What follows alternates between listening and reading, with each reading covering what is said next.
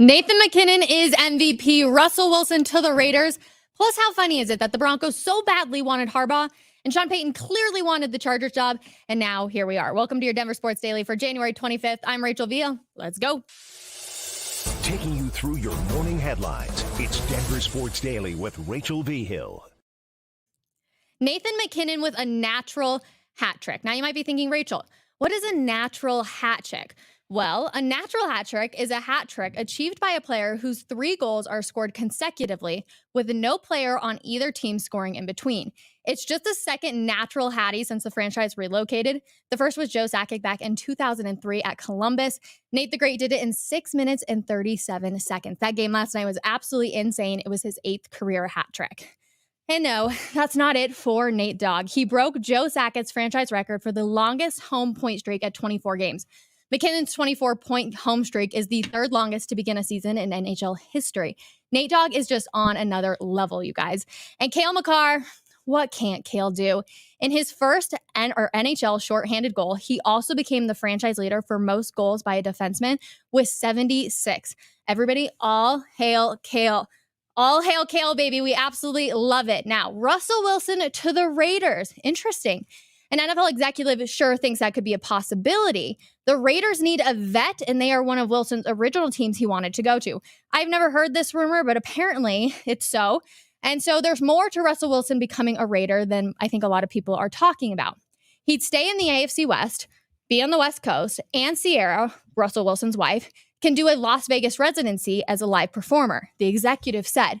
My first question is, if you are Russell Wilson, why would you ever want to stay in the AFC West? I'd be going as far east as I possibly could. I'd be going to the NFC, anything to get out of the AFC. Fascinating, and I'm curious your guys' opinion too. All right, now the other big news coming out of the NFL yesterday. Jim Harbaugh officially in the AFC West. The Chargers hired the head coach out of Michigan to lead Justin Herbert.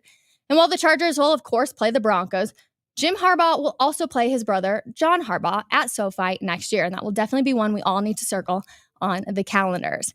Now, again, I mentioned it at the beginning of the show.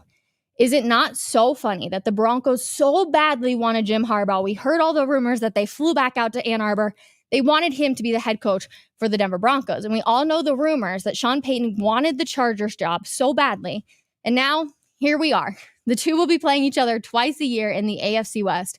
Man, how a lot has changed in so little time.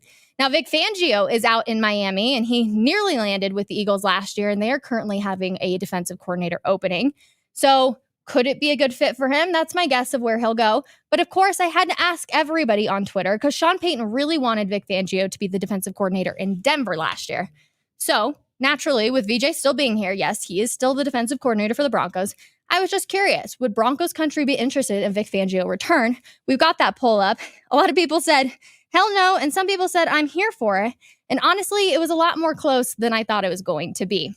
And the Baltimore Ravens take on the Kansas City Chiefs this weekend in the AFC Championship game. The battle of 2 great quarterbacks. Lamar Jackson had media members laughing yesterday during a press conference when asked about Patrick Mahomes. Take a listen. I don't like competing against him at all. But yeah, I mean, he's a great quarterback. Definitely a Hall of Famer. It's not even, it's a no-brainer. He's definitely a Hall of Famer. But it's just, I believe it's just two greats, up-and-coming greats just going toe-to-toe, like a heavyweight fight. I love the honesty out of Lamar Jackson so much, and I don't blame him one bit. I want to take the Ravens to win this one this weekend, but honestly, you can never bet against Patrick Mahomes. And I'm excited for this weekend's matchups for sure. Let me know in the comments who you guys are taking. I want Detroit to win, but betting against Christian McCaffrey is always a hard one. And then again, I'm really rooting for Buffalo, but really, can we ever bet against Patrick Mahomes? Now, going to the NBA, could Bruce Brown be on the move again? With only a few weeks left before the trade deadline, the former Nugget and current Toronto Raptor, Bruce Brown, could be on the move. After getting traded from the Pacers to the Raptors, this time around, the New York Knicks are interested in the guard, along with the Los Angeles Lakers, who are also interested last year.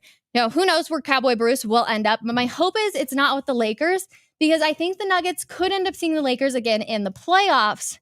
And if so, it would be a little painful for Nuggets Nation to have to see Cowboy Bruce wearing the yellow and purple, the gold and purple. Sorry, Lakers fans, I don't want to piss you off by saying yellow. Now, speaking of the Raptors, this is pretty awesome. And this is one of those stories that you end up rooting for a team, even though you have nothing to root for them for. But Raptors head coach Darko Rajokovic and his wife donated $20 to Children's Hospital for every single Raptors assist this season. Now, moving the ball around is every coach's dream, plus you're helping out the community. It's amazing. They have a total of 1,302 assists through 44 games so far this season. At that point, that's just over $26,000 in donations. And I love this. Again, it's one of the stories within the stories of how every single time I'm going to see the Toronto Raptors having an assist, I'm going to think there's another $20. And, their head coach and their organization wants the players to understand that they are so lucky to be able to play the game of basketball and be healthy. And I just think it's an absolutely amazing way to do that. And if you're a fan of the NBA AllStar Game, then you are going to want to tune in to TNT tonight.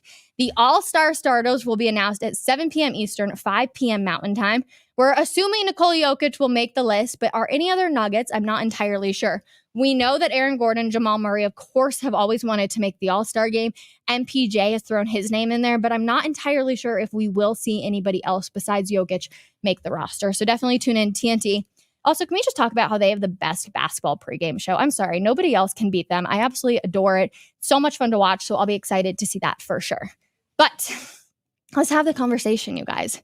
Luka Doncic was in Arizona last night taking on the Suns. And the biggest conversation wasn't his 34 points. It's the fact that he had a fan ejected out of the stands. And according to Doncic, the man shouted, "Luka, you're tired. Get your ass on the treadmill." Now, apparently the guy had been heckling Luka the entire game while cursing at him, which I'm pretty sure happens absolutely everywhere. But is this a bit soft for an ejection? In my personal opinion, I'm going to say yeah. Telling somebody to get their butt on a treadmill, I'm kind of like, all right, whatever. If you're running slow or you're just having an off night, you just have to leave it. People should see my DMs, and I'm not even an NBA player. So I felt that this was just a tad bit soft, in my opinion. I'm curious your guys's, so let me know in the comments. But yeah, I'm like, Luka, we really need to eject this guy who probably paid a good amount of money to be close enough to be able to yell at you from the game. And of course, now it's like a meme of him walking up the stairs and everybody's waving and, heckling him as he also left. So am I hey, yell at the players because you can say whatever you want to say? Absolutely not. But telling somebody to just get their butt on a treadmill feels a little harsh to say, get out of the arena. So an interesting one for sure. I'm curious your guys' opinion. But as always, I like to do a let's chat in the comments. And you guys, I'm going to tell you actually a story real quick as I can. I was literally, you guys could probably tell, running in here this morning. Quite literally, I rode in the studio 2 minutes before we went live because I ended up having to get turned around because of traffic. It took me 45 minutes to get into the office today. It was not good. So thanks for hanging with me for just a little bit. But as always, I love going to the comments and reading from what you guys have to say. Luka needs to pay for the guy's ticket plus some money. Super soft. I'm with you on that one. I don't think he necessarily needs to pay for the guy's ticket, but hey, maybe invite him back at some point again. Lakers only get to the playoffs if the NBA writes the script. I've been talking about doing a conspiracy theory coffee break for some time now, guys. I think it would be so funny because everybody thinks that the NBA is scripted and how fun that would be. I hate the fact that I'll be rooting for the Ratbirds. Listen, we like Lamar Jackson. We are here for John Harbaugh. Let's just say go Ravens. I think that anybody who is a Broncos fan would most likely be rooting for it. I don't think we want the Chiefs to go back to yet another Super Bowl. Unless, of course, you're a Taylor Swift fan, then you are definitely probably doing it. Oh, RJ got it. Rachel sounds out of breath, probably hit traffic and had to run to the studio. You guys, I was taking the biggest deep breaths possible because I was like, okay, try and breathe. But yes, I did hit traffic. I had to turn completely back around and go. It was quite the haul in there. Mackinnon is a whole different level right now. 100% he is. I am so excited because Jesse Montoya from Gorilla Sports is going to join me at 12 p.m. to hang out with me and chat about Mackinnon. Makar, of course, we have to talk about him. And just this entire Avalanche team right now because, yes, Nathan Mackinnon has a chip on his shoulder and he's saying, let's go. It's time to make a push for the playoffs. So plenty to get into with Jesse. I'm excited. Join us at 12 p.m. Mountain Time, of course, to discuss that. You guys, insane. Last night was crazy. Avs obviously go on to win at 6-2. Plenty of good stuff. Love hanging out with you guys every single day. Thanks for dealing with an out-of-breath me. I promise tomorrow morning we will be back and ready. And I'm going to leave extra early tomorrow. So we'll see you guys all then. Have a wonderful Thursday for everybody.